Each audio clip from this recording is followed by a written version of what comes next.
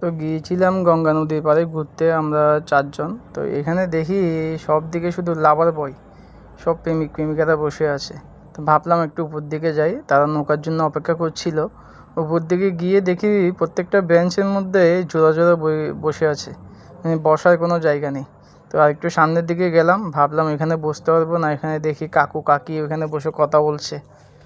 তো যাই হোক, তো আমরা আরও সামনের দিকে এগিয়ে গেলাম, দেখি শুভ একটু ক্যামেরাটা দেখে হাত দেখালো।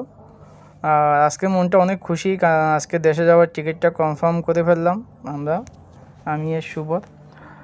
তো ওই যেতেই আসি তো এখানে দেখলাম বেশিরভাগ দোকানে আমাদের বাংলাদেশের মতো সাইডে দোকান বসিয়ে দেয়, আর সব দোকানে ভালোই কাস্টমার ওদের এখানে।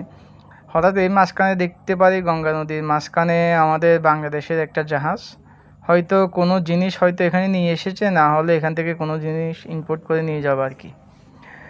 আর এখানে সবাই দেখি ছোট ছোট নৌকাতে করে ঘুরতে যায়।